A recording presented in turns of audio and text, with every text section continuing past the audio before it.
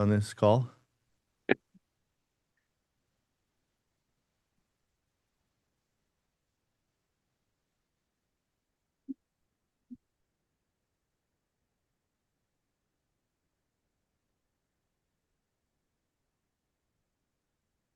There's a program in this country called Farm.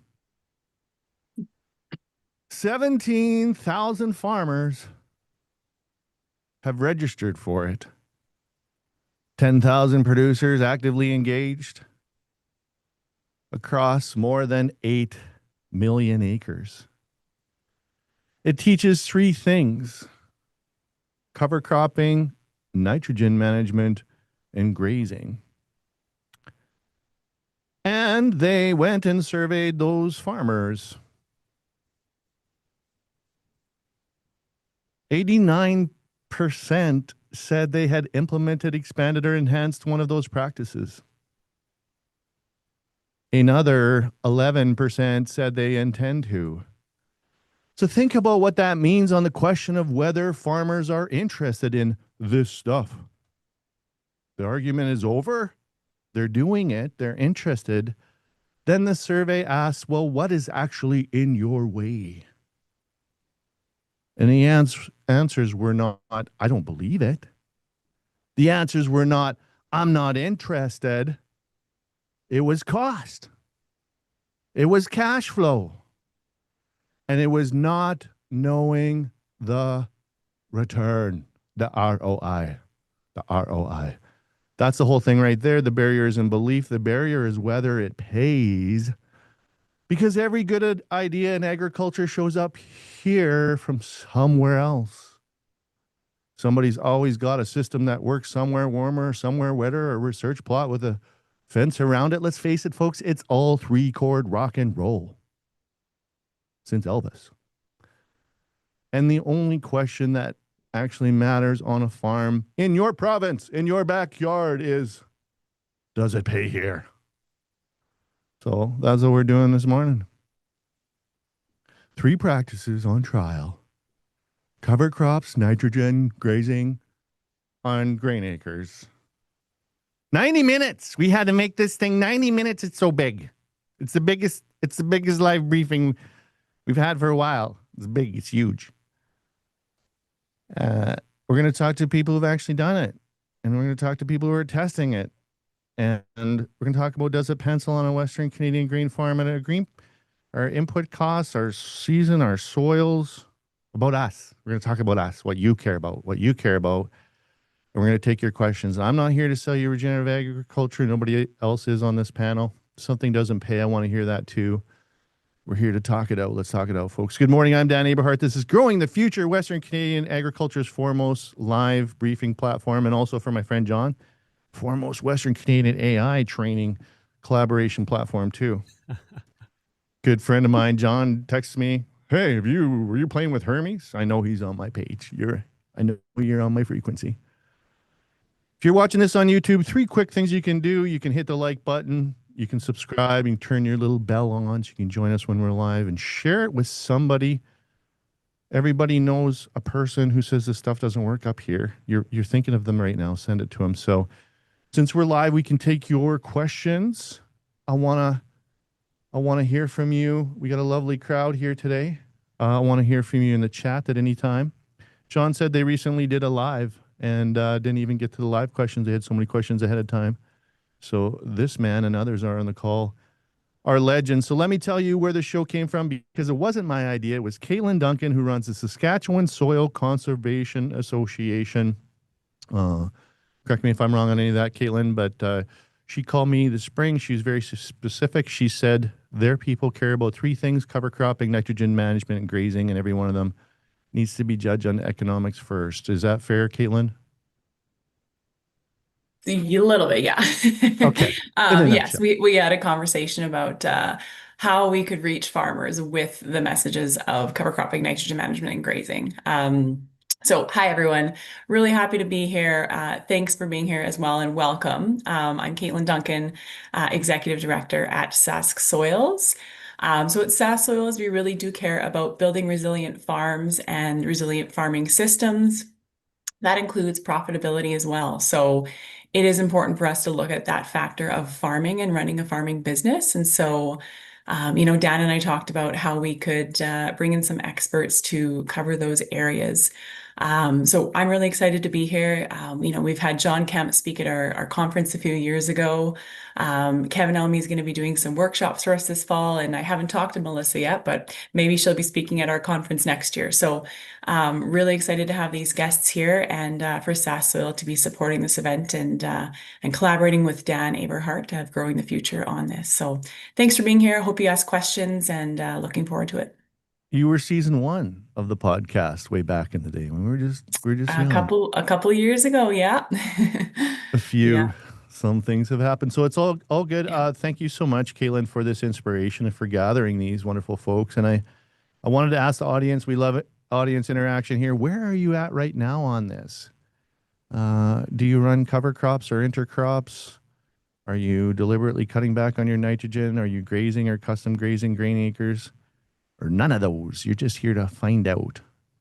And I wanted to thank the sponsors that make this channel free to you. That is CropAid Nutrition, our partner in soil health, and Hammond Realty, and Gripp.ag, and my good friend Jeff Bennett at Bone Trail Originals, and MNP, and Convergence Conference 2027. I want to see all of you, panelists, audience, in February at the Convergence Conference 2027. We're gearing up. Melissa, are you coming? We're going to put Melissa on the spot. Melissa's going to be there. Who knows where I'll be at that point? You'll be there. I can't promise it. Maybe I'll be sitting like somewhere.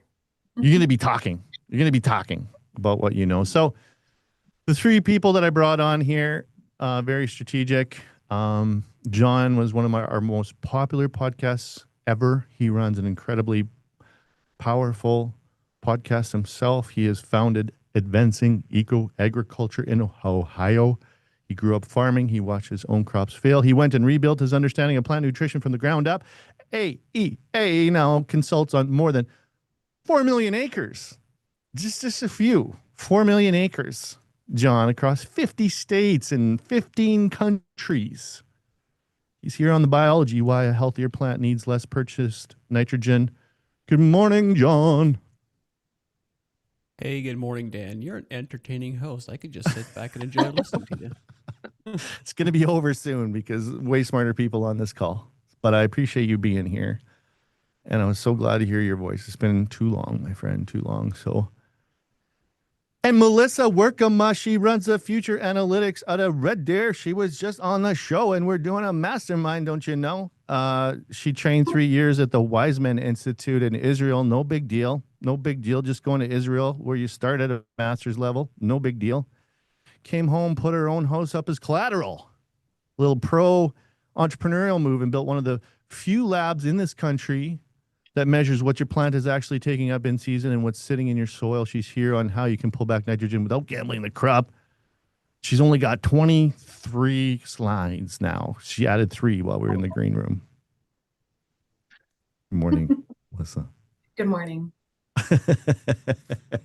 Got to have a little PowerPoint. You know you're a researcher when you got to have a little PowerPoint on your live briefing. I got to have my PowerPoint. Have to have data. You just have to have data. If we didn't have data. Reynold Cardinal is saying we're exciting. It's so exciting to hear from such knowledgeable people. Let us know what you're most wondering, Reynold. And Kevin Elmy, 3rd generation, used to be neighbor as the crow flies, used to run Friendly Acre Seed Farm at Saltcoats, just down the road from us Borderlands folks in Saskatchewan from 1999. He was partying on the farm like it was 1999 to 2021 and started cover cropping in 2009. He's written a few books, no big deal. Cover cropping in Western Canada. Now he runs Cover Crops Canada, consulting as far away as Australia, where the toilets are backwards. I heard they run the other way. We don't have to get into physics. I don't know if that's true. But he grew a seed crop on 0 purchased nitrogen, matched the neighbors who put on 120 units. Does it pay, Kevin Elmy? Does it pay? It kind of pays. Kind of. Kind of. Oh, it's unbelievable how fun farming gets when you get to dismiss a lot of these inputs and takes the pressure off. And looking at the attendees, and believe it or not, know a good chunk of them, and so it's really fun seeing how you can work with producers and make them profitable in a very short period of time.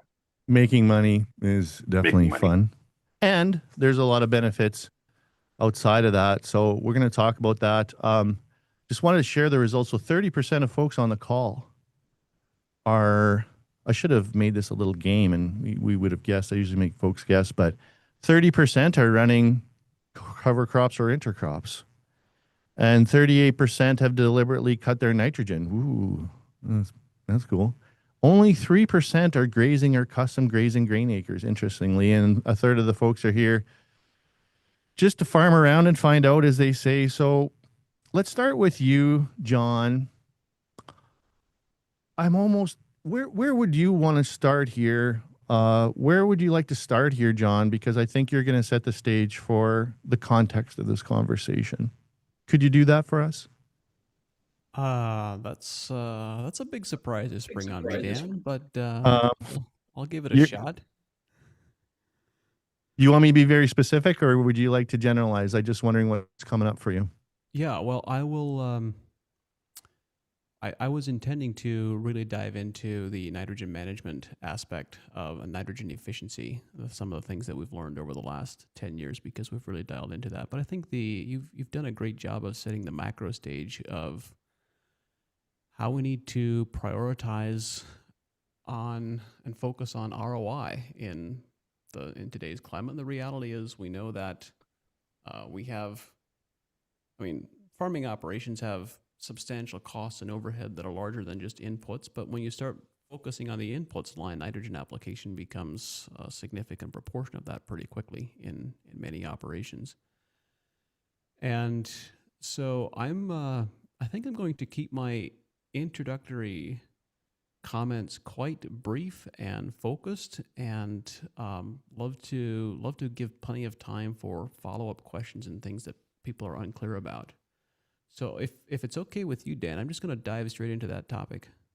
Please do, yeah. And I mean, my first question was going to be, what is a plant actually doing that means that it needs less nitrogen out of a bag? And folks, recognize John's mic is a little bit quieter. We were trying to adjust it in the green room, but if you could just work with what we got, and John's going to lean in the best he can because he's got some really important things to say. But maybe that's just an idea where you could start. But I know you got this regardless. You're gonna frame it all for a way that blows our mind here, John. How's the audio now, Dan? It's good. It's good. Yeah. All right. So we started paying attention to nitrogen. It's now 20 years ago. We became quite frustrated with, we were approaching plant nutrition and agronomy management from the perspective of how do we improve disease resistance and insect resistance, and while maintaining or improving yields. And what came out of that was we soon observed that we have a lot of our disease and insect susceptibility challenges are being caused by excesses of 3 nutrients. There were 3 nutrient excesses that were just showing up consistently that were causing all kinds of disease and insect problems. And of course, those had their own direct impact on yield. And those 3 nutrients were nitrogen, potassium, and chloride. Those 3 we found to be consistently detrimental when overapplied. And this was fascinating because in mainstream agronomy, the idea that, what we were observing very clearly, we were observing yield drag from over applications of nitrogen and yield drag from over applications of potassium. And you introduce that idea, that concept, and as you can imagine, it raises a lot of eyebrows, ours first of all. It's like, how do you get yield drag from a nitrogen application? And there's a whole variety of explanations related to excess of nitrogen causing oxidative stress and increasing a plant's water consumption, increasing its water requirements, increasing its sugar consumption, reducing sugar availability for other plant growth processes. There's a number of significant drivers that are in place there.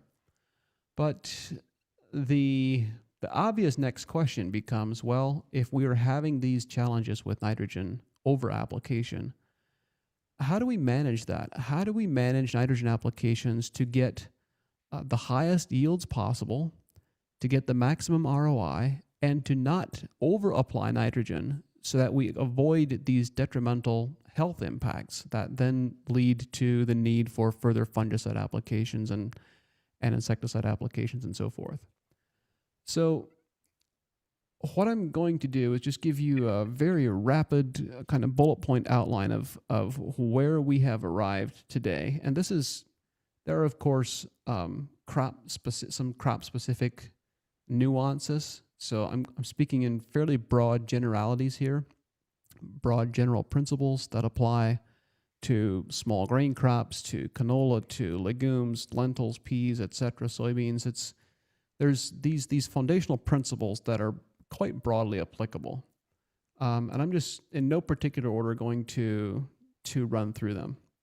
The first was the principle that in the early establishment stages, germination and the first 3 to 4 weeks following seed germination, we need ammonium and nitrate to really drive rapid vegetative growth and rapid plant establishment. Urea in that particular context doesn't cut it and doesn't give us the performance that we get from a combination of ammonium and nitrate. And there's some slight variation from crop to crop, but to give you just some context on a corn crop, we are looking for 80% ammonium, 20% nitrate combination. That's where we get the highest yield performance. Mhm. Other crops, you can go in ratios all the way down to a 50-50 combination. This is where there's some crop by crop nuance. But what happens here is and by the way, what I'm talking about is not the proportion of nitrogen that you apply, not the ratio of ammonium and nitrate that you apply, but the ratio that the plant absorbs.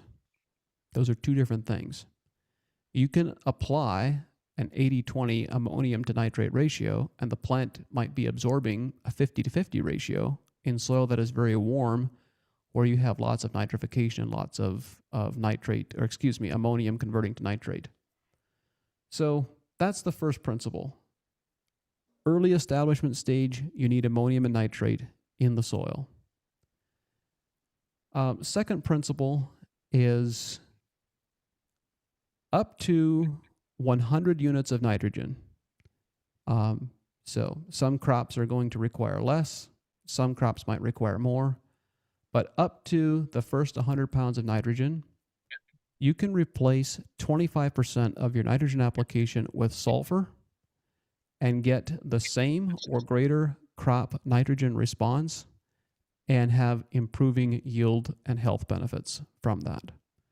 So if the historical application would be for 100 units of N, we would split that. We would go 75 units of N, 25 pounds of sulfur, and you'll get the same yield response and a much better quality response and reduce disease and insect resistance. So you can do that up to the threshold of 25 pounds. Past that threshold, the math changes, becomes a bit more convoluted. You still benefit from additional sulfur, but for the first 100 units of N, you can replace it with 25% sulfur, and you will never be able to tell the difference from a yield and performance perspective, except you'll have better quality.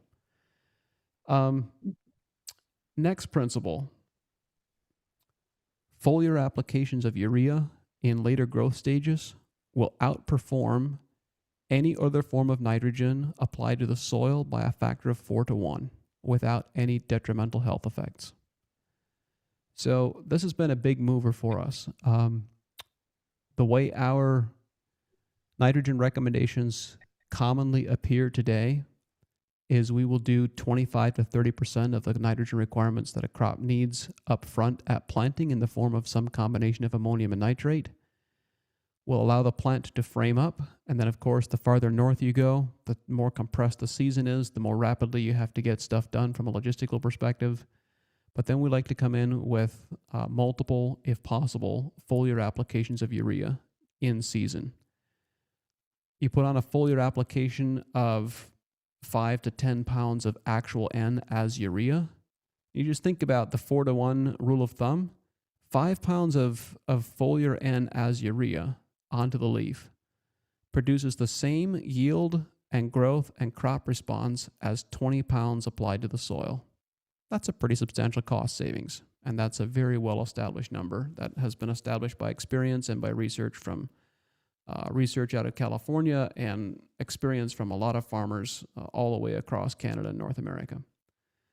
And then the last principle that I'll add is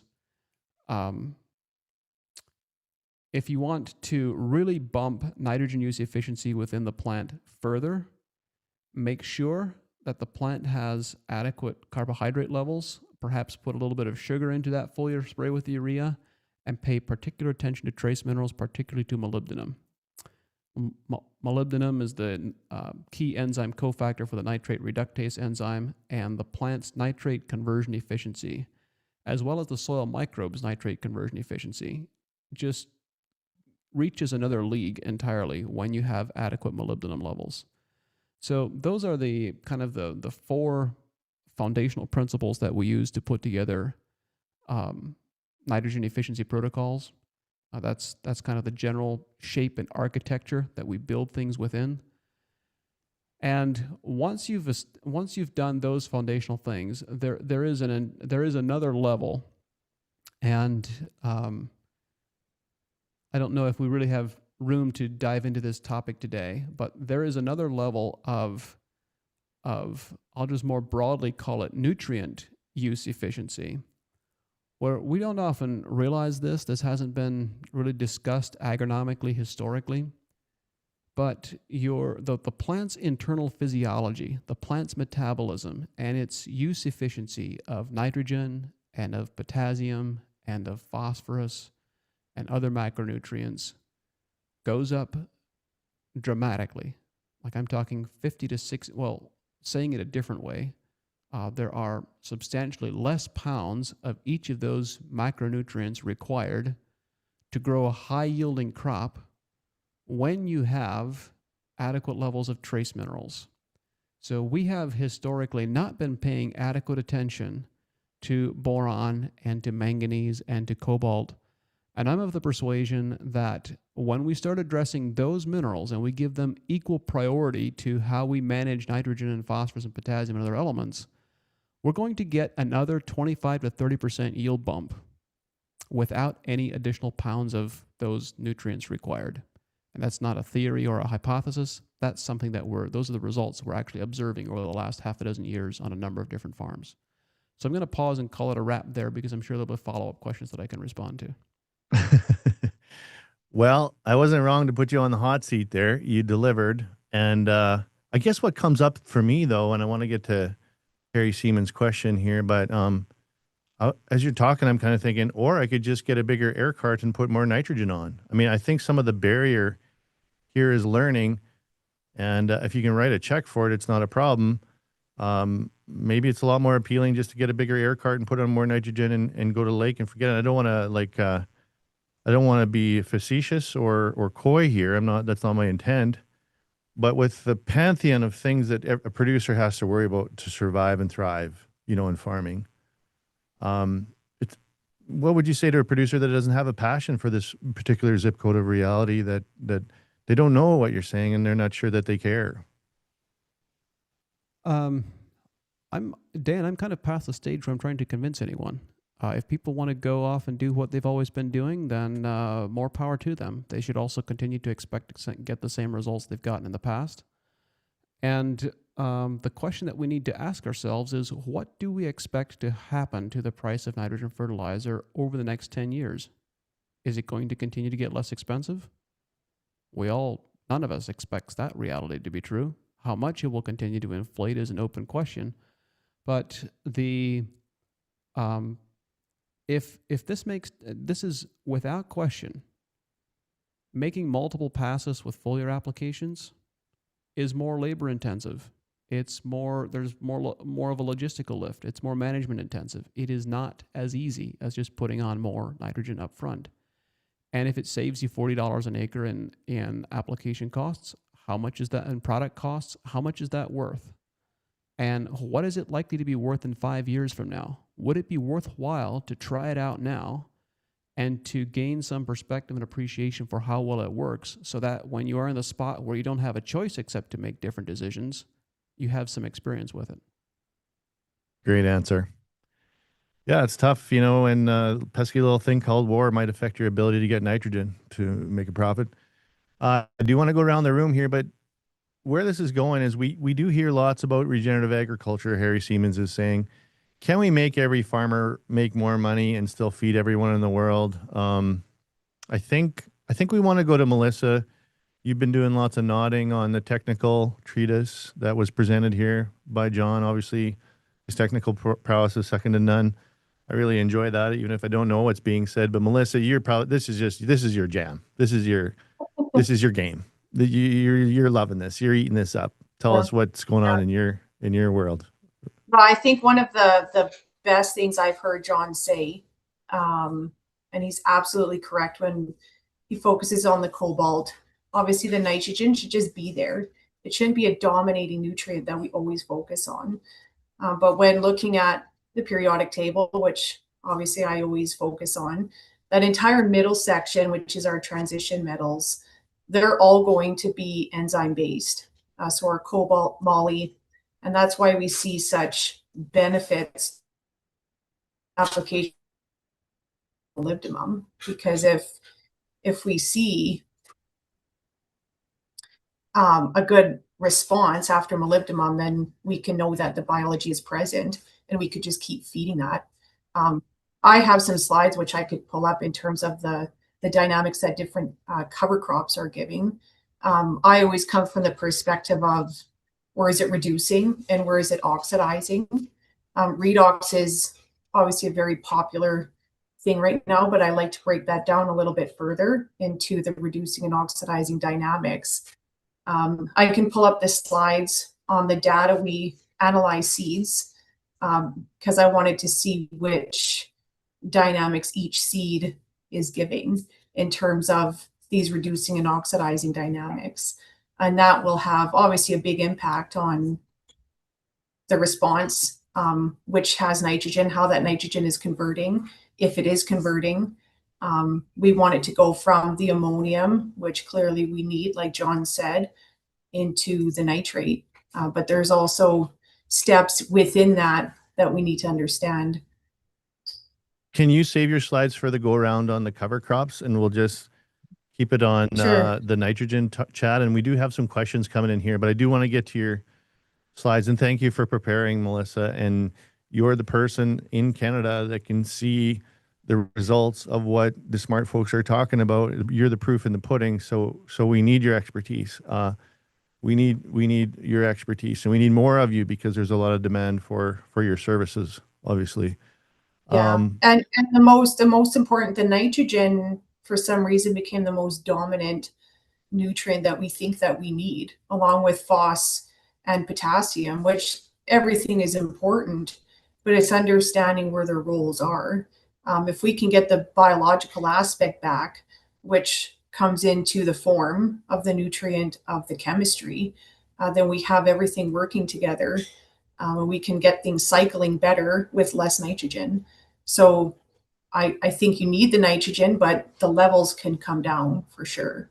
Two Harry Siemens questions without, the technical aspect. Can we make every farmer make more money and still feed everyone in the world with regenerative ag, Melissa?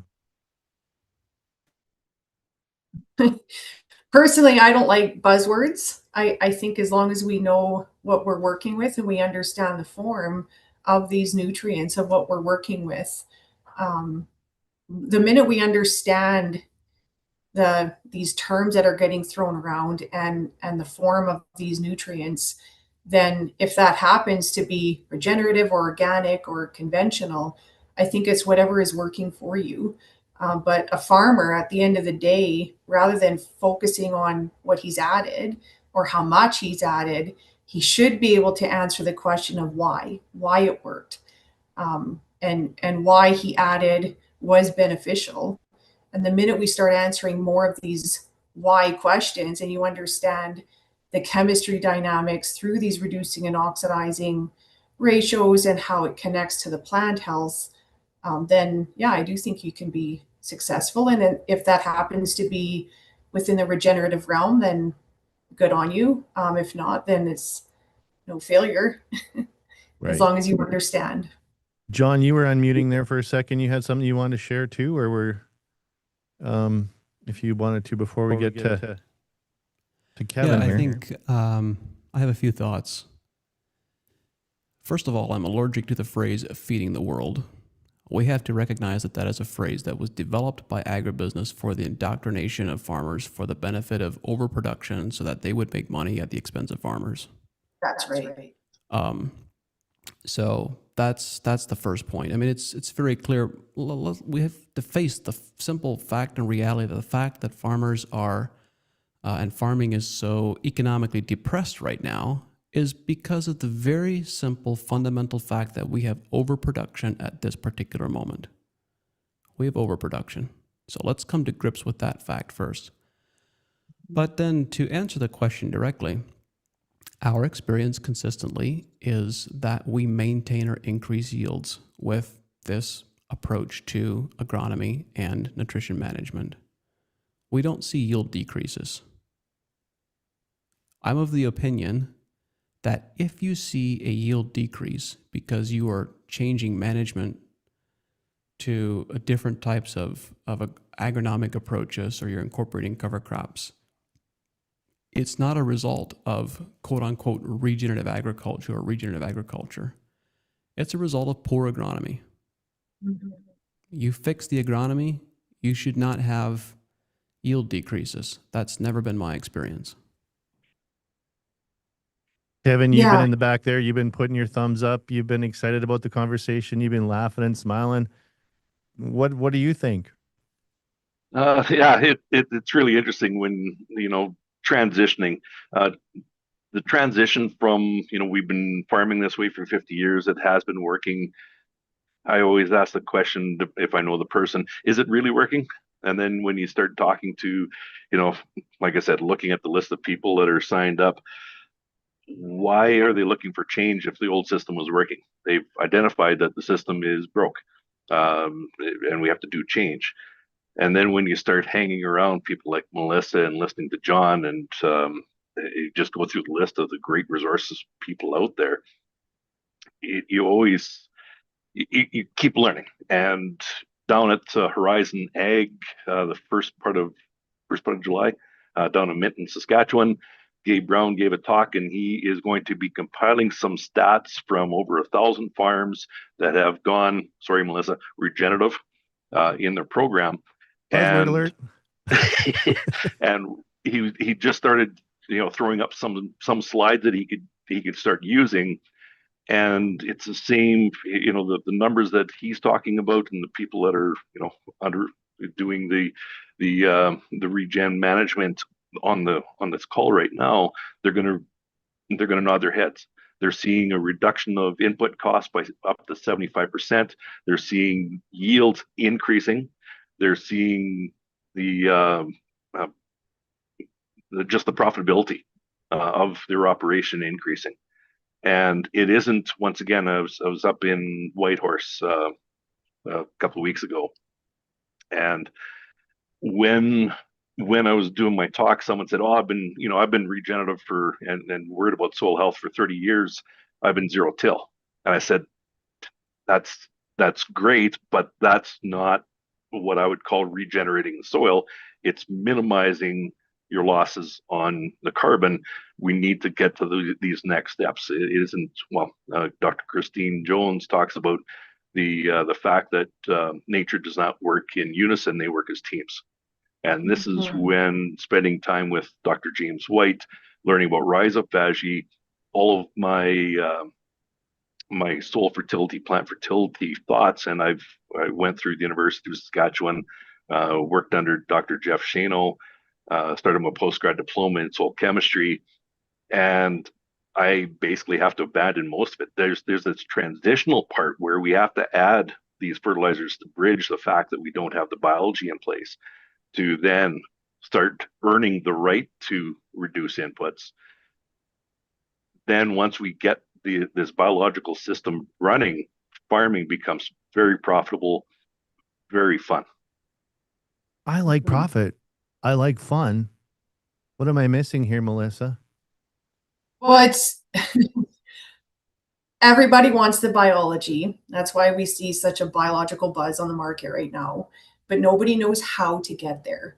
They want it, but they don't know the steps involved. So the way I see it, the cover crops, compost, extract, all of these things are tools that we have to utilize to try and get us to the point of where we want to get to. But now it's understanding it's not just compost, it's not just a cover crop.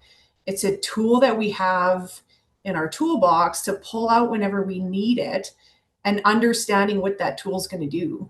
And in the minute we understand these things, then we have everything working together.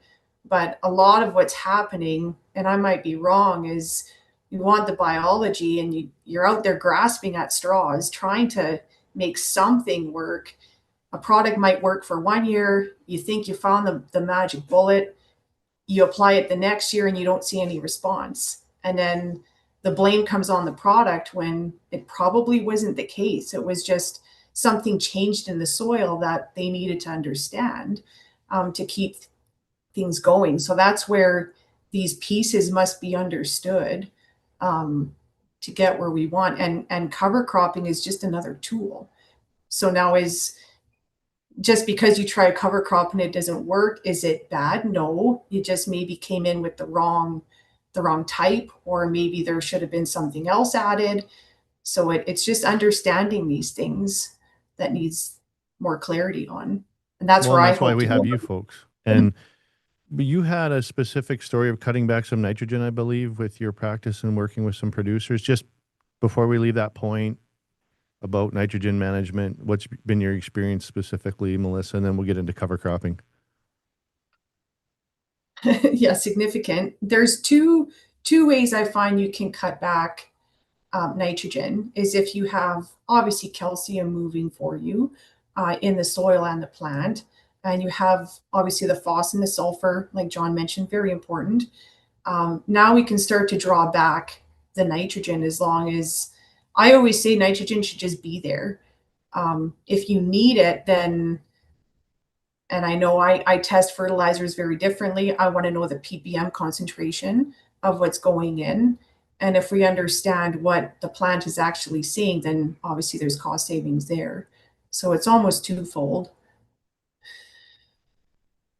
Well, we want to get into the cover cropping, but we did have some questions here, some technical questions I'd like to answer.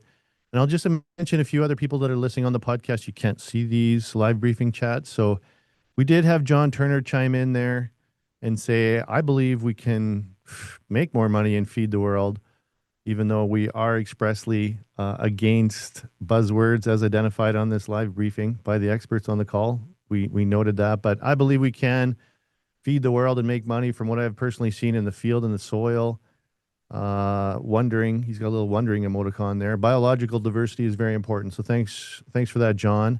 Harry Seaman said, years ago when I covered the sugar beet industry in the 70s, no, the sugar beet industry in the 70s, this is an experienced journalist on hand, in the Red River Valley, producers got paid by the ton, and tons per acre were escalating yearly. I'm going from memory. The sugar company switched to paying on sugar content and things changed. Just an observation. And Reynold Cardinal asked, can plants absorb sugar through foliar? John Kempf, you've answered yes. Did you want to expand on that? Or is it just, I love it. What agronomist just says yes. It's usually, it depends. That's the only answer required. Yes. Okay. I love it. That simplifies things. I'll expand a bit. I don't know. The environment and the understanding is constantly evolving, but there are still parts of the world where growers and agronomists are taught that plants cannot absorb nutrients through foliar applications, which I find just to be bizarre and incredible. It's like you have to be deliberately, willfully ignorant at that point if you believe that to be true. You have to be unwilling to do any type of research at all. So there was an incredible publication published, I forget the exact time frame, but maybe half a dozen years ago, on plant absorption of foliar nutrients and foliar, I think it was called Foliar Feeding Principles. I forget the exact title, but it was published by the International Plant Food Institute. It's available as a free PDF online. It was published in France. There's also a print version that is also available for free. Highly recommend it. It will give you a revelatory perspective on plants' ability to absorb nutrients through the leaf.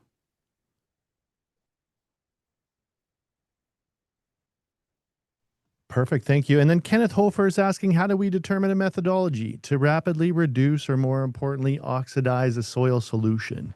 How do we determine the right cover crop mix in order to manipulate soil redox A potential dynamics? Is that the Canadian A, or to what do we refer? Yeah, hi, Kenny. Kenny. You know Kenny?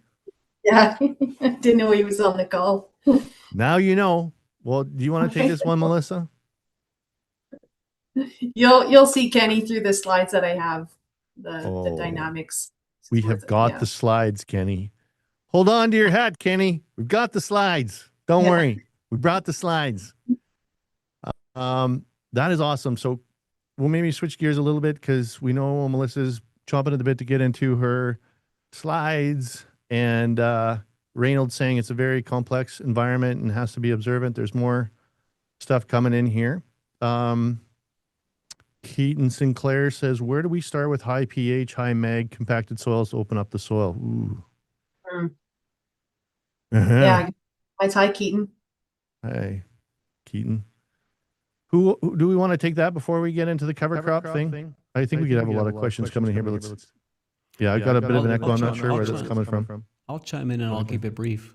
If you have high pH, high magnesium soils, and they're difficult to correct from a macro perspective, then start by correcting the root zone. And again, I'm missing context here, but one of the very simple and inexpensive things that we've found to be very valuable and very effective is an in-furrow application. Instead of banded dry fertilizer, putting in 25 pounds, 50 pounds, some cases as much as 100 pounds of pelletized limestone per acre, high calcium lime. Simple, cheap, straightforward, and produces incredible root systems, and the crop responds very strongly, and that starts changing the overall soil environment. Simple and cheap and effective. We love those keywords. To Neil Martin, I think the right to cut back needs context.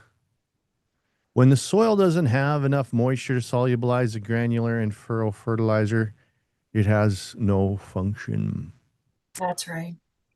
That's right. Soil doesn't have enough moisture to solubilize granular fertilizer. You've got other bigger problems. I mean, obviously you need water. Mm-hmm.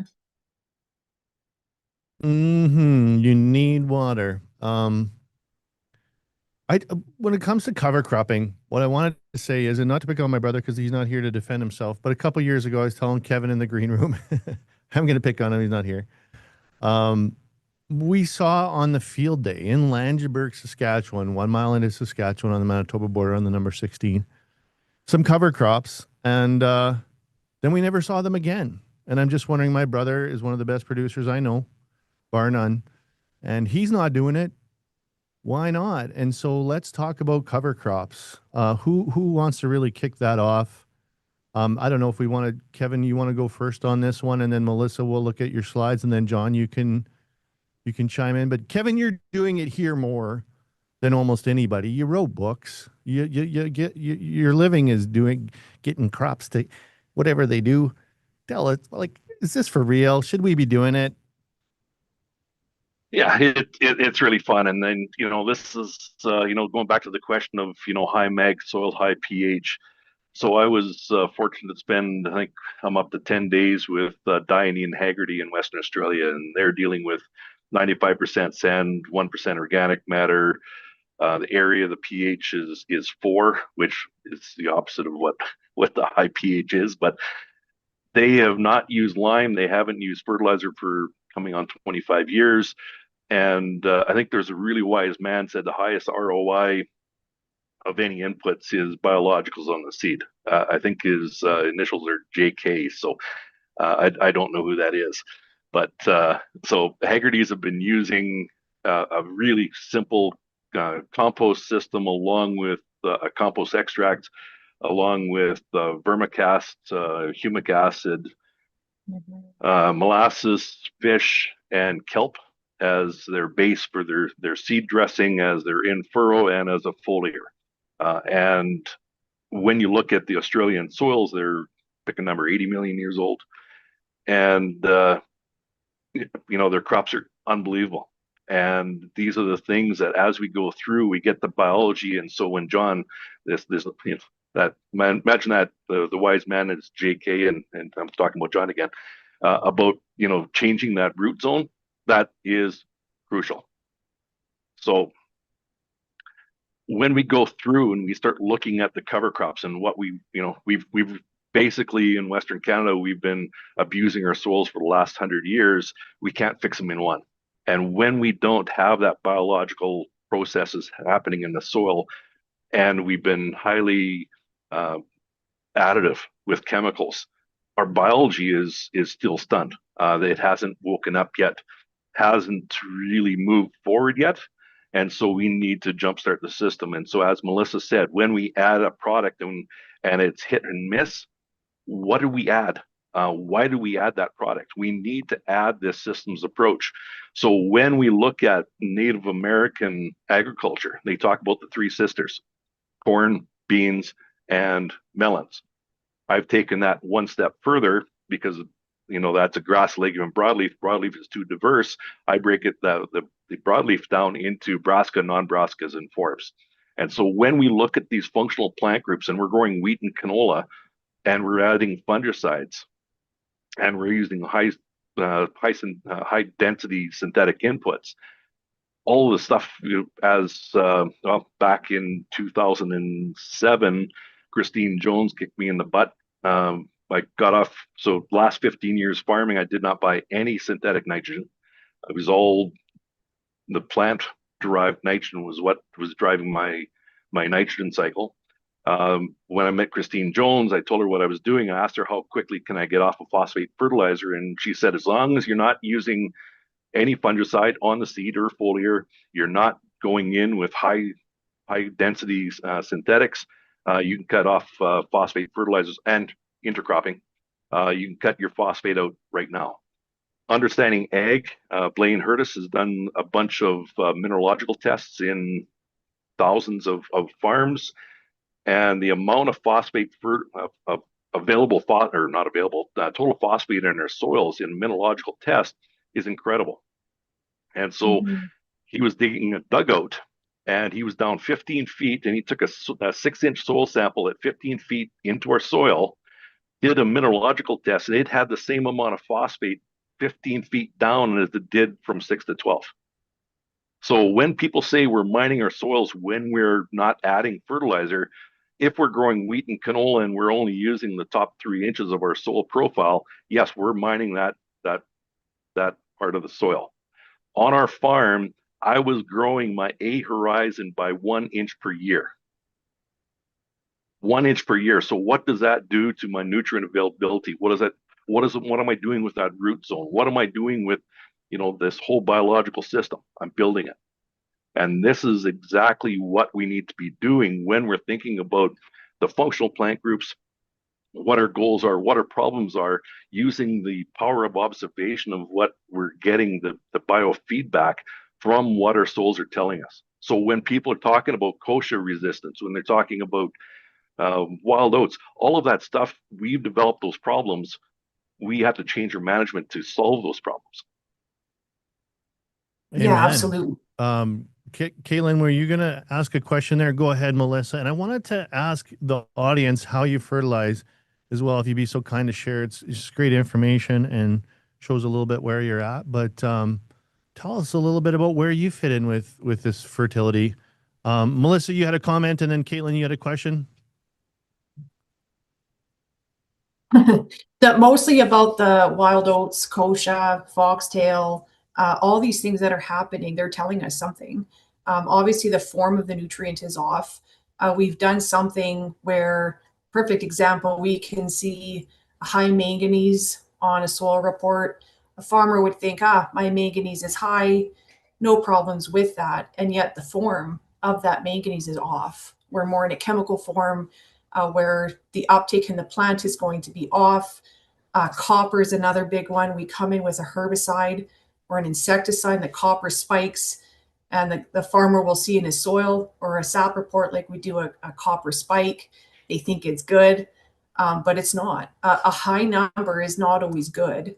We need to understand the form of these nutrients of what's going on, because the more we get the forms off, and we maintain the wrong form for year over year and not understanding what we're working with, and these things start moving in, like weeds, diseases, foxtail, all these things start moving in because we're not understanding this other picture on the form of the chemistry.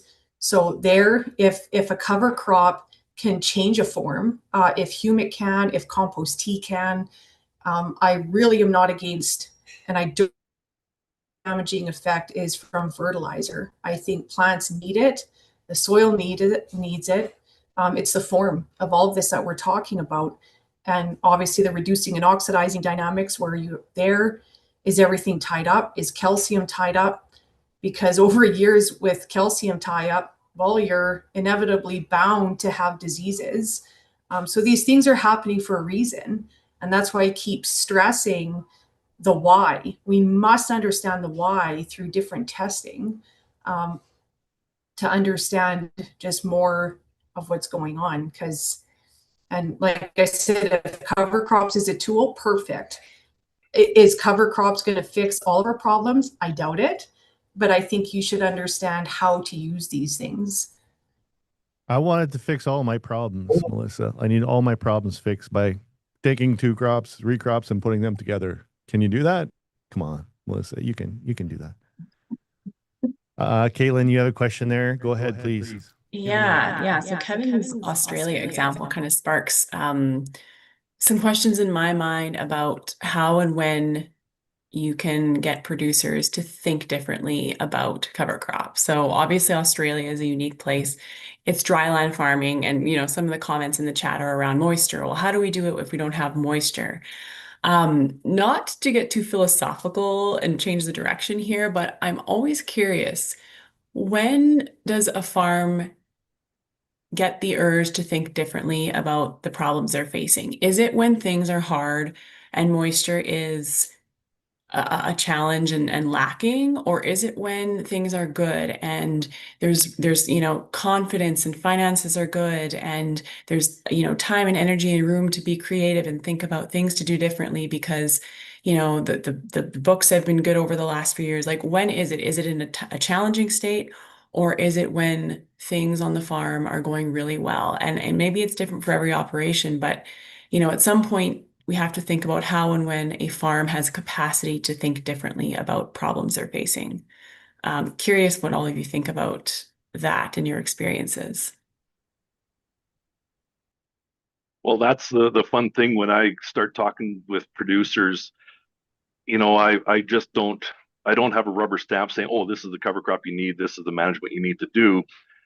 I have to ask questions, and it takes a lot of time. You have to find out where the mind is at, and everybody will have a different trigger to want to do change. And in my second book, Not Just Dirt, in the back I have 7 testimonials of different producers, 5 from Western Canada, 2 from Australia, and just their regenerative journey and what motivated them. And in a lot of cases, yes, it is, they're looking at the financials and money's getting tight. It could be philosophical from a standpoint of, Dan and I were talking about, the toxicity in the system and our quality of food that we have. And it's really interesting to see that. And, Steve Groff talks about the 2 to 5% challenge. Every year, do something different on 2 to 5% of your acres, or 0.5. Do something different on a different field. And well, Avery Shepard, he's another guy on the call. He has his Dare to Fail field. He challenges producers to try that. And once again, not to break the bank, it's just take a small acreage, a 40-acre field, whatever it is, and do something that it's regarded as dumb or it won't work. Gabe Brown, his quote is, if you haven't failed on some part, and once again, very small acres, if you haven't failed, that means you're not pushing hard enough to get better. To get into the rut of having the recipe to do something, it's dangerous. John, you've been in this game a long time. You must see that breaking point, that tipping point. When we look at the historical pattern, there are a very small, very tiny group of farmers who have gone down this pathway as a result of desiring the adventure or just being innovative at heart. Almost all of them have gone down this pathway either as a result of substantial personal or family health challenges, or as a result of being under financial duress. And there's this unfortunate characteristic of human behavior, just who we are, is that many of us are averse to changing until the actual pain of not changing becomes greater than the perceived pain of potentially changing.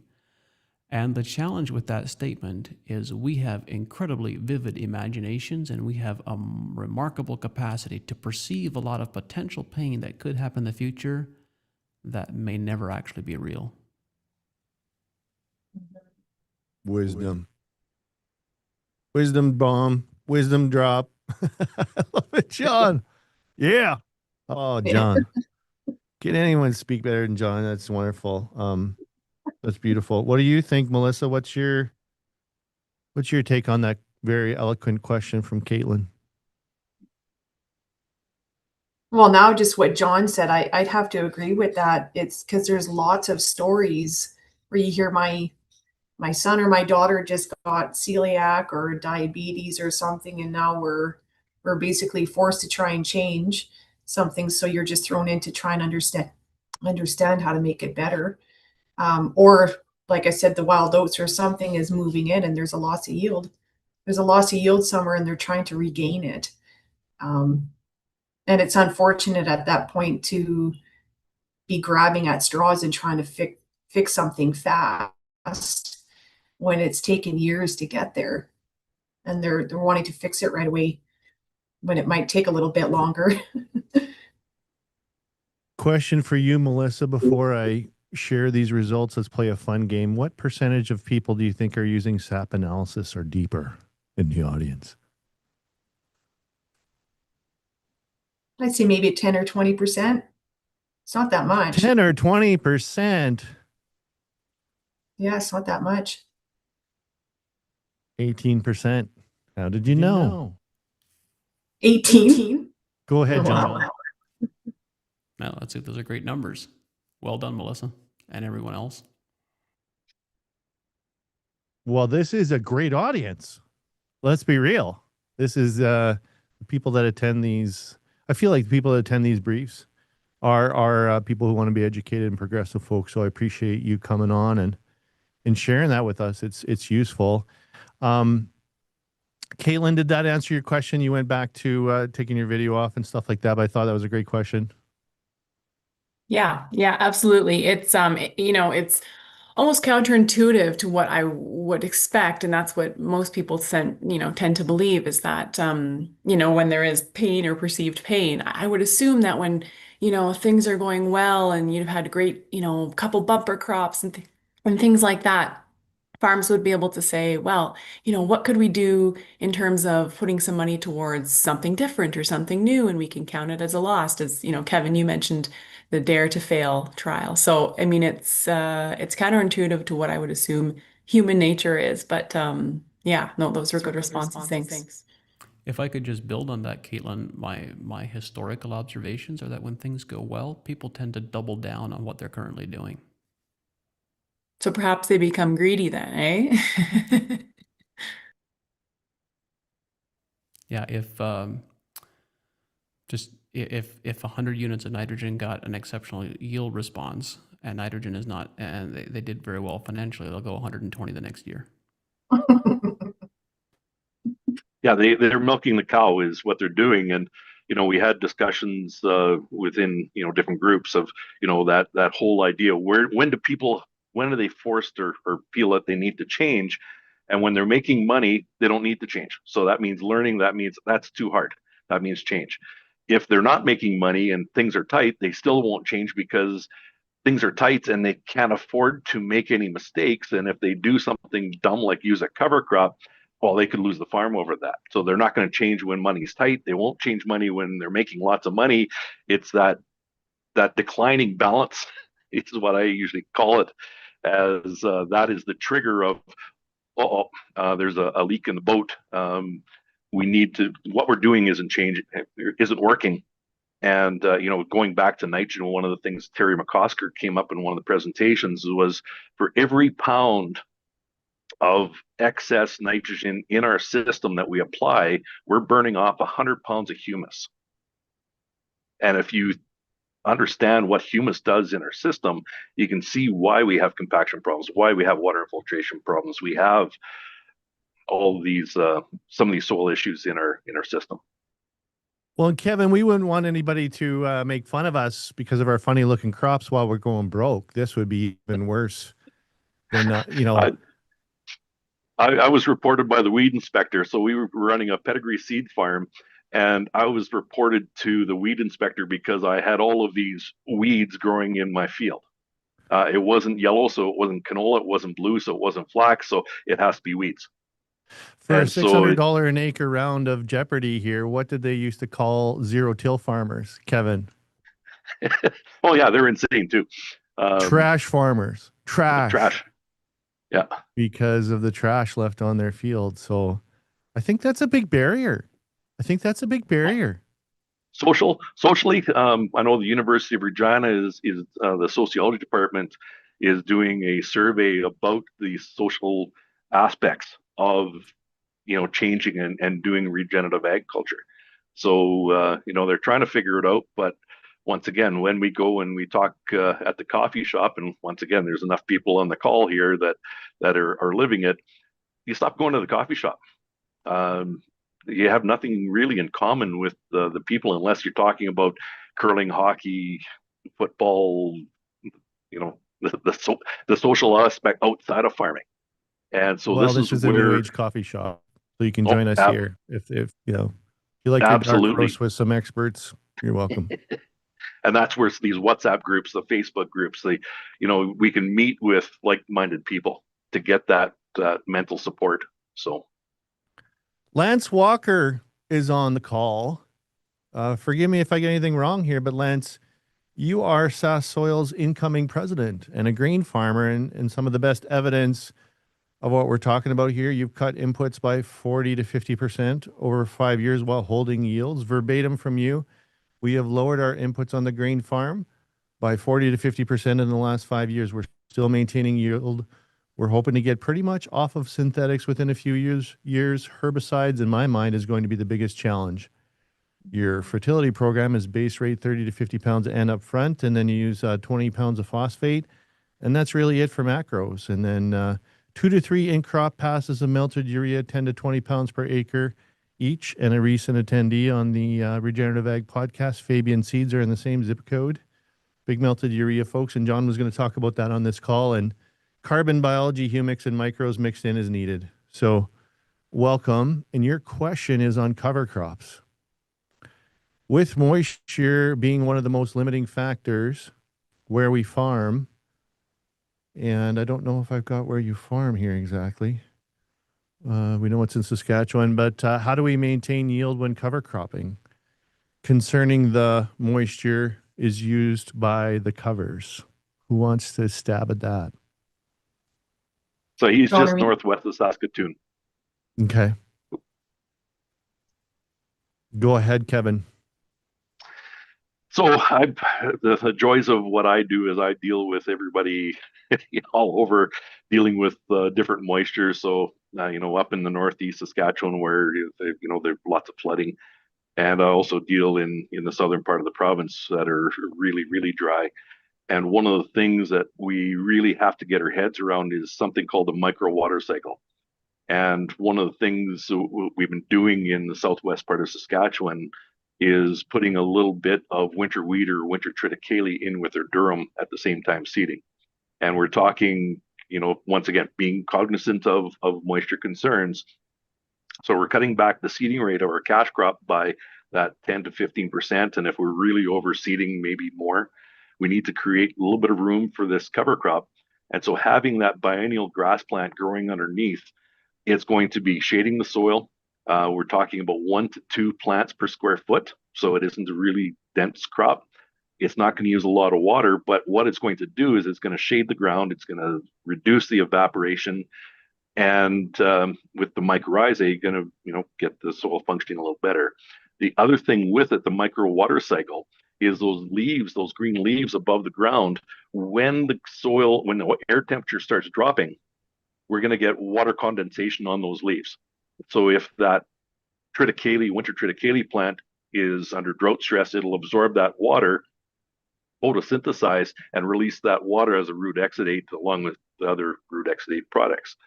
And so, yes, it's going to use a little bit of water. Yes, it's going to use a little bit of nutrients, but because it's going to be firing the biology for a longer period of time, it's going to be reducing our evaporation. It's going to be increasing our soil aggregate stability.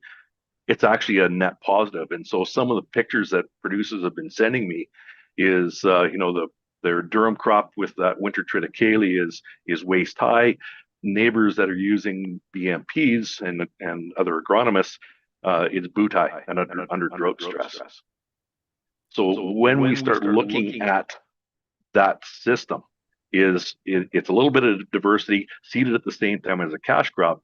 The other thing that we need to do is have some deep-rooted taproots and of some biennial plants that are mycorrhizal. And what's going to happen is there's some studies, and John might know the source of this. It was in the Midwest somewhere. They had towers of soil, wheat and chickpeas growing together. And in the next one, there was chickpeas and wheat growing together, but they had a barrier between the two plants.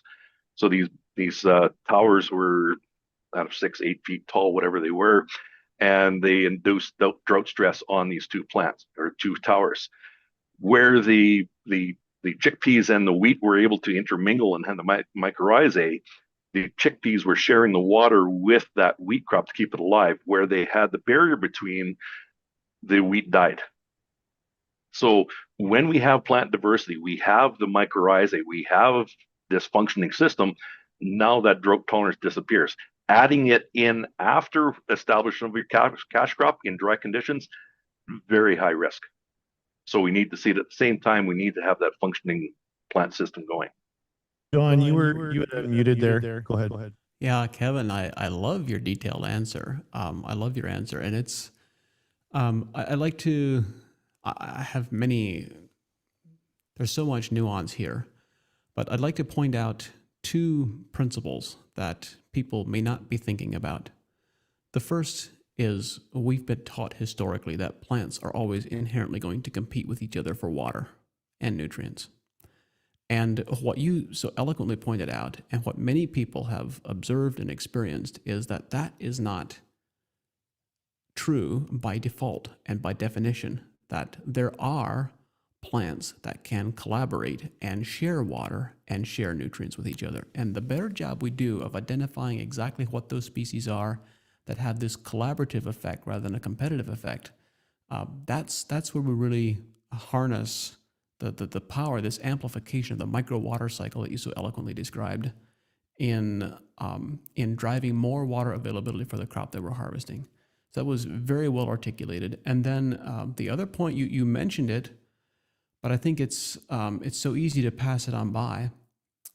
We don't think of sugar as water storage, but it is. When plants photosynthesize, they are storing water as sugars. And when those sugars are sent out through root exudates to feed biology, biology can actually disaggregate those sugars and turn it back into water. This is something that Bruce Tainio talked about 30 years ago, and it's something that I've observed as well, is that you can actually have water generation in soil from sugar and carbohydrate decomposition. Great comment here from the panelists and from the audience. Kim Nielsen is saying, is it not fair to say that with good soil biology, a portion of the H2O doesn't have to fall from the sky? And I mean, the nuances here are, do you guys want to do a series? Should we do a series on, it feels like there's, John, go ahead. There's a lot there, that's for sure. Reynold Cardinal saying the psychology of need to change should be taught in Ag University. Yep. Yep.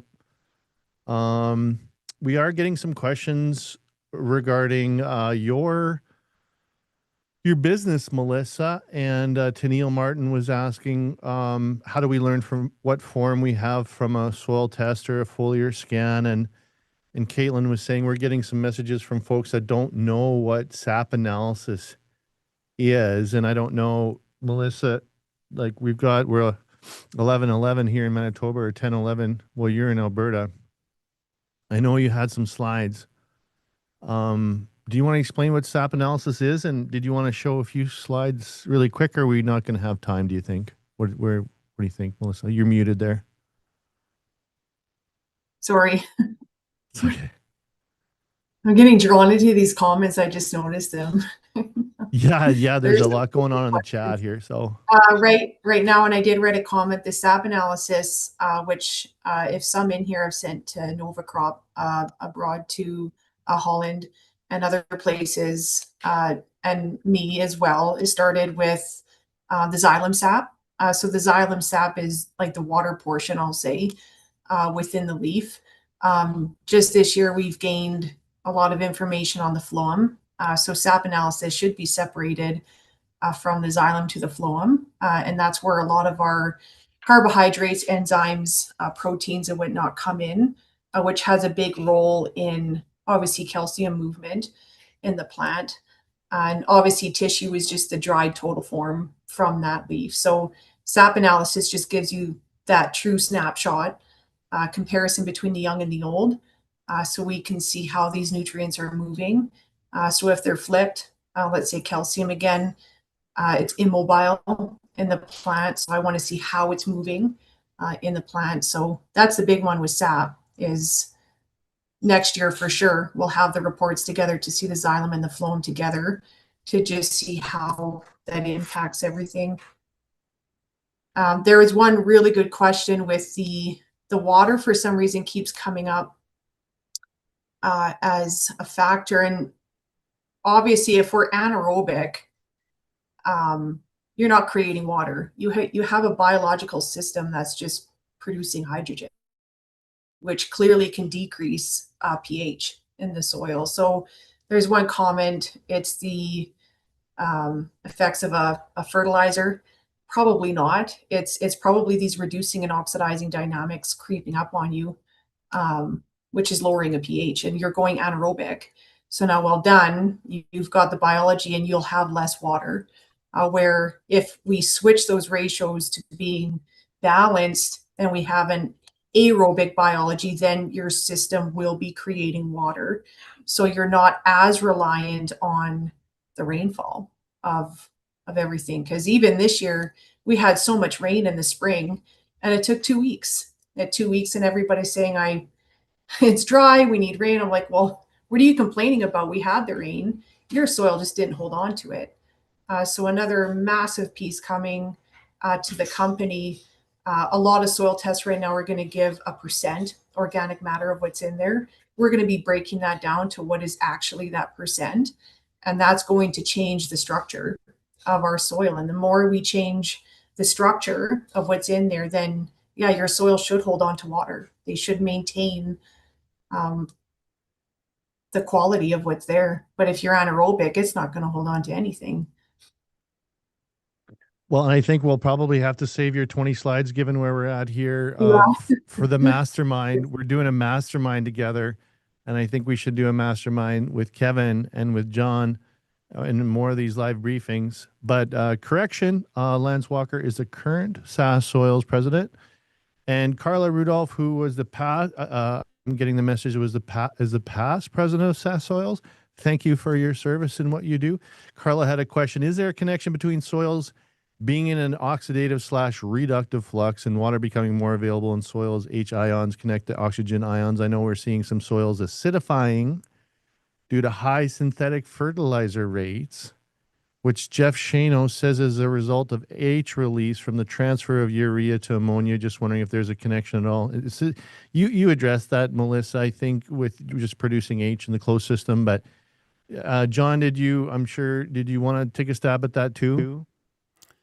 I think Melissa already answered that question in part, but I'll perhaps broaden the question a little bit and go back to some of the discussion that we had earlier around cover crops and around challenging soil conditions. There's a few comments that I wanted to add in there. Dan, you made a bit of a joke that, I want to solve all of my problems with a combination of 2 or 3 cover crops, and I wanted to solve all of my problems. Well, if you broaden that just a bit, if you don't confine it to 2 or 3 cover crops, and you include a bit more diversity in that, and you give it an appropriate time scale, you don't expect miraculous results in a year or two, I would argue that the answer is yes. You can solve most all soil problems with a diversity of cover crops in an appropriate time scale. Maybe that's, depending on what the problem is, maybe that's 5 years, maybe it's 10, maybe it's 20. But there are cover crops that can rapidly acidify soil. There are cover crops that can rapidly reduce soil. So many of the agronomic benefits that we're looking for, the soil changes that we desire to see, can be most rapidly facilitated by growing plant roots.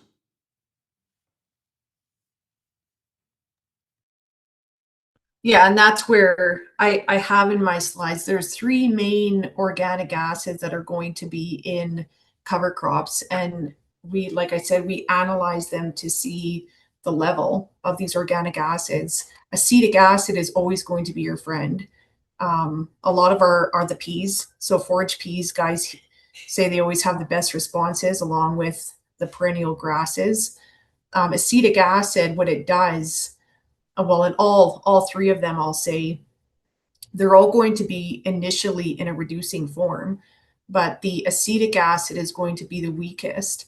And what happens is the microbes take that acetic acid to oxidize it. And at that point, then there's a respiration dynamic that comes along with that. Citric acid is going to be second in line, and then there's your oxalic.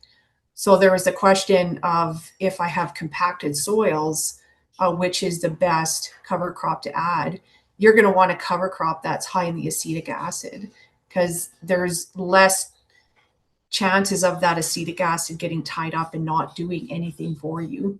So can you come in with a compost or, a good aerobic source of humic to accompany that cover crop? Absolutely. But now fall rye, highly reducing. So if you have compaction, probably going to be seeing less responses with fall rye. And that's just the dynamic with the level of the acetic acid in there. There's virtually nothing, very low citric and 0 oxalic acid. So it's these levels of the organic acids in the seed that's going to have the impact once you put that seed into the ground. Based off of your reducing and oxidizing dynamics of where they're at, those 2 are going to play together. And if your ratios and your reducing dynamic is too high, and you're putting a cover crop in there that has very low acetic acid, then you're going to suffer. You're going to suffer from, and I've heard lots from just no germination as well. Lots of no germination in clover. Is clover bad? No, but their understanding of these reducing and oxidizing dynamics and how well those microbes could actually oxidize each of these organic acids is unknown. So I agree with, eventually at the point we could, with a multi-species, get to the point where everything is working. but as baby steps in the beginning of understanding what each cover crop is giving you. And that's in summary what I put in my slides to show the seeds of which have the highest, especially the acetic acid, because then we know at least we're on the right path.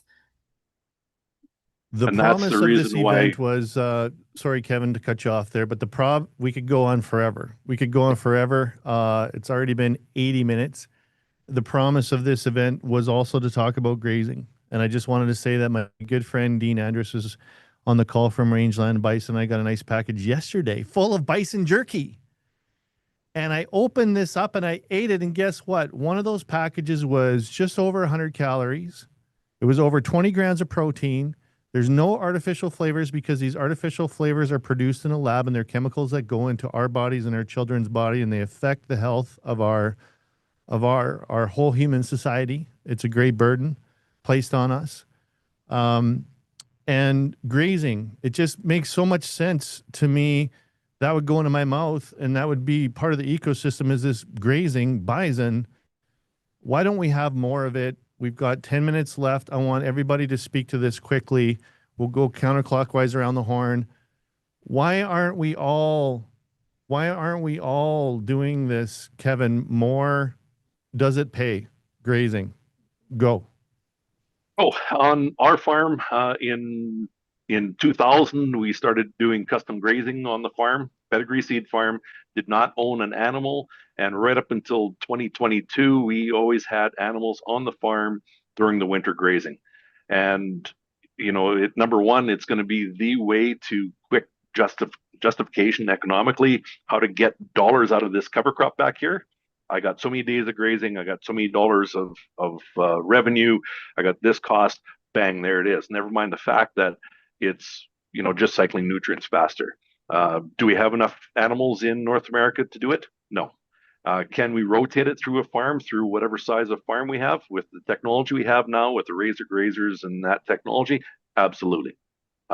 It just speeds up the whole process of rebuilding our soils and making them stronger. Love it. Melissa, do you have any feelings on grazing? Are you big, have you had rangeland bison jerky out of Lacombe? Have you tried it? I have tried it. You have tried it. I do. Yes, I like grazing. Two fantastic.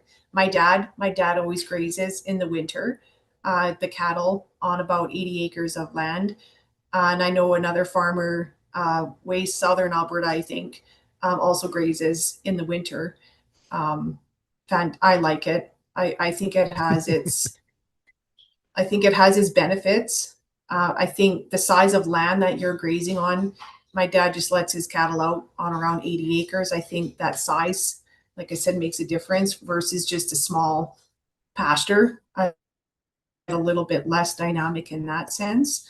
But in the winter on a good amount of field or land, I think it's good. Go down to Costco and get some. What do you think, John? What are you eating? I think if I want you to promote my product, I'm going to make sure you get a sample the day before the webinar. Right? Yeah, so I'm thinking about how much I'm at liberty to reveal here. There's a bunch of proprietary research that hasn't been published yet. But the northern climates have an interesting competitive advantage when it comes to building soil organic matter, and that is that there are microbes in the soil that are particularly effective at building stable humic compounds without oxidizing them, that function in cold soils, even in frozen soils. And that is why, if you look at a gradient of organic matter content in soils, they are going to be highest in soils that get the coldest during the winter months. If you look at the Great Plains and up into Canada, if you compare that to the Southwest, the warmer the climate gets, the less stable humic substances there are in soil as a general pattern. Well, it turns out that those same groups of microorganisms that are particularly good at that job in the wintertime in frozen soil also occur in high concentrations in rumens. Mm-hmm. And so there is, without doubt, a contribution of ruminant manure, particularly bison and cattle manure, that cannot be replicated in any other way that I know of at this point. And the jerky's awesome. That's just a side effect. Isn't it the most important thing, though, what we put in our mouths, John? Oh, it is. I was razzing you. Well received, my friend. I love it. It's been an amazing conversation. We got 5 minutes left. I want to just give Caitlin an opportunity to come on and, you know, give your thoughts. And I'm sharing a poll here, and this one will be private. Do you want to mentor through farm? I do. I don't have any acres. I don't have any cows or bison or elk, but I mean, wow, folks. Who doesn't want to be connected? Get connected. Sask Soil and Farm. This was your idea, Caitlin. What did you think on a scale of 1 to 10? How's your first Growing the Future? What a great conversation. Thank you. Obviously a 10 out of 10. No, we ate up 90 minutes pretty quickly there. Obviously there's a lot more we could have talked about and got to, but with 3 experts in the area, I mean, it's, you know, it was a great conversation, and you all had a different background, but similar kind of views on these topics. So it was really interesting to hear your thoughts on them. So thanks to Dan, thanks to all of our guests. Obviously this is recorded so we can send it out after as well. And thanks to Farmers for Climate Solutions and support through the farm program to offer and provide this webinar, this live briefing opportunity. It's okay. You can I just, you know, I'm not crazy about the word webinar. I was trying to, you know, fancy it up by calling it a live briefing, but it is a webinar, I will admit. Caitlin, thanks so much. I can't believe the amount of people that want to get connected with Sask Soil. It does make sense, but we've got all kinds of people that are saying they want to get connected. I feel like they're inspired. We started out with, does it pay? But I think the real question is, are you experiencing a great enough pain to change? Does it hurt bad enough yet? With all the things, let's face it, we complain about, John? Or are you concerned that it's going to hurt a lot more in 3 or 5 or 10 years? And do you want to be prepared for it in advance? Wow. I do, John. I do want to prepare in advance. Go ahead, Caitlin. I was just going to say, really, that is the, you know, farm or business management approach to looking at some of these problems is not as a reactive response to circumstances, but as a proactive business management planning. If we're going to go in that, you know, with that lens, method of looking at the future of farming and food production. Ultimately, if we look at it as food production, it definitely changes the way that we look at how we run a farm business and work with nature. So, and what we put in our mouths, which I think in farming is one of the most important. We're putting stuff into people's mouths. We're also growing energy, but it was an amazing conversation. I feel like there's so much more to talk about, and it's inspired me. We need to do this more, and we need to come at this from multiple different angles. So, Caitlin, we should keep collaborating with Sask Soils and Farm in the future. And you as the audience, let us know what you'd like to see. I put a bunch of links in the chat. Get your healthy bison jerky at Rangeland. Go look at Sask Soil. Go look at Cover Crops, Kevin's site. Go look at Advancing Eco Ag at John's site. Go look at Future Analytics at Melissa's site. Go look at the Farmers for Climate Solutions.ca. They're funding Sask Soils, and check out the Regenerative Ag podcast, and go to growingthefuture.ca for this replay and everything else. Good. Final word, Kevin, what did you think? Did you have fun today? Oh, you know, just hanging around Melissa and John, just an absolute treat. So thank you so much for inviting me to be involved. It was a great, like I said, blinked a couple times and there goes an hour and a half. So thank you so much. It did go super quick. We need more time. And Melissa, what's your final word? Yeah, just so much more to cover. It was good. Just so much more to cover. Technical people never have enough airtime. Well, and I can go on and on all day. It's good though. Melissa, we're going to do a whole lifelong mastermind forever. We're going to teach people forever. So look forward to that. And then, John, I'm going to give you the last word. You're so eloquent, my friend. I appreciate you so much. And what we shared on the podcast, we got to do that again, go deep for like hours and just, there's so much going on in your world, I know, but it meant a lot to me that you came on and shared your wisdom. And I really appreciate you, my friend. Yeah, thanks for having me on, Dan. Thank you. I've really enjoyed this conversation. Thank you, Caitlin, for inviting me. I think I find it interesting. In my personal life, I enjoy research. I enjoy studying. And studying and researching and understanding ideas is extremely valuable and very important. But the final stage only occurs when we implement it, when we actually do something. And I find it, years ago, I adopted this slogan of trying to provide inspiration to the point of action. And so my challenge, my encouragement to everyone who is listening in to our conversation is, how are you going to translate this to action? What actions are you going to take following our conversation? Because without action, the actions might be more research at this stage, but without action, the conversation is a complete and total waste of your time and ours. With that inspirational ending, Caitlin, I wanted to let you know that 71% of our audience today said, yes, connect me with SAS Soils. So they are taking action. It's a very engaging audience we've got here. Thanks for that, Dan. In terms of what's next from SAS Soils, on that note, as I mentioned, Kevin's going to be running some cover cropping workshops for us this fall. So 4 of those happening likely in November. Stay tuned to hear about that on our website, our newsletter. We have our annual conference coming up in February, and it's looking at the future of farming, the future of soil health. So we're celebrating 40 years at SAS Soil, which is a significant milestone. We started out as, no-till back in 1987, and now we're looking at like, what does the next 40 years look like? And so obviously some technologies and cover crops and grazing systems were looked at today, and we really want to have a broad holistic view at like, what does soil health look like in the next 40 years? So it's going to be exciting. February 10th and 11th in Regina coming up next year. Great work, Caitlin. Keep it up. Thank you for everything you and your organizations do. And we'll see you more on Growing the Future. Appreciate you. That's it for today, everybody. That's 90 minutes. Going quick.